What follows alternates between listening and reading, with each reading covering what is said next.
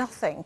Ed Miliband was heckled as he met voters in Glasgow as he tried to push the offer of greater devolution if Scots vote to stay with the UK. The Yes campaign says people will not be fooled into voting to keep the union.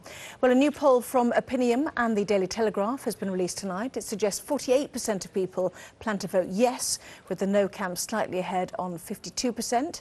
An ICM poll for the Scotsman has the same figures, suggesting the vote remains on a knife edge with just 2 days to go. A third poll for Survation and the Scottish Daily Mail has exactly the same result. Sky Scotland correspondent James Matthews reports.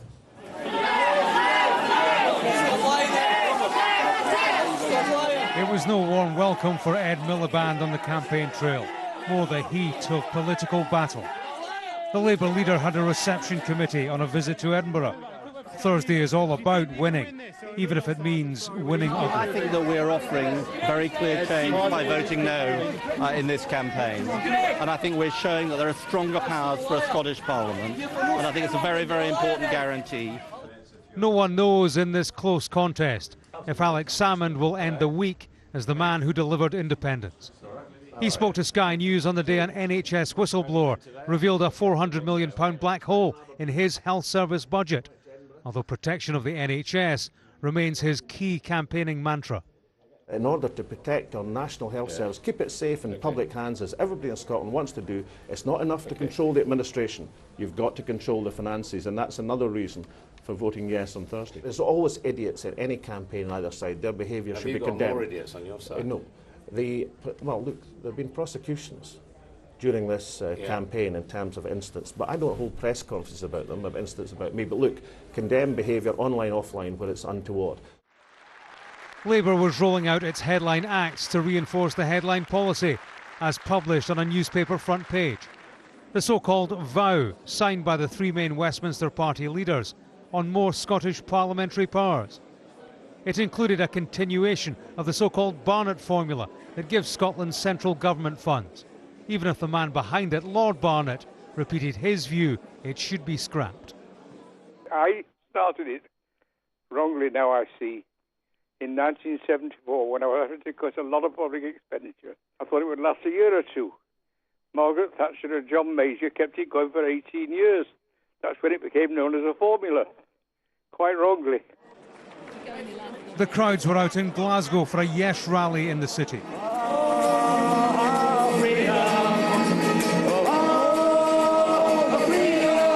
Both sides maintained privately they are heading for victory on Thursday.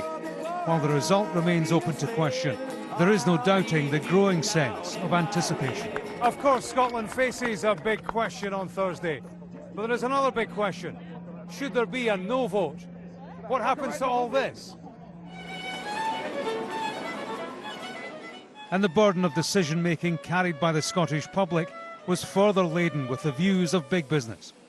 The energy firm EDF told its workers that independence was a risk. It is the rush to register opinion on Scotland's referendum until the people themselves take the big step into the polling booth. James Matthews, Sky News, Glasgow. Well, James is live now in Edinburgh, so 3 polls out tonight, James, all with the same figures, all putting the no campaign 4 points ahead, but it's still tight. Yeah, very tight indeed, isn't it? Remarkable, really, that it's 52 to 48 in 3 separate polls. I am reminded of a conversation I had with a senior yes strategist last week, and he said, look, this is the unknown. Many people involved in this are people who've never voted before, so polling companies, you know, they don't track a large section of the electorate. And what he reckoned was going on was that the polls themselves are a bit confused and a bit uncertain because it's, you know, it is uncharted territory. So they were coalescing around similar margins themselves, so they didn't ultimately, if one got it wrong, they all were seen to get it wrong after Thursday. That was just his theory. But clearly, yeah, respectable organisations, they have done considerable work. They are, you know, large, appropriate samples.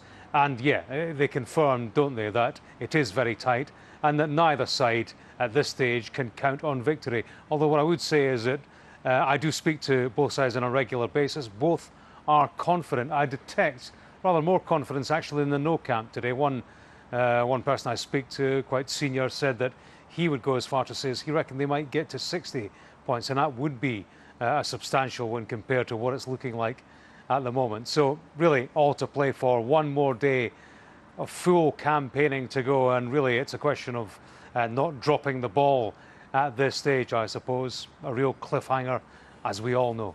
James in Edinburgh, thank you.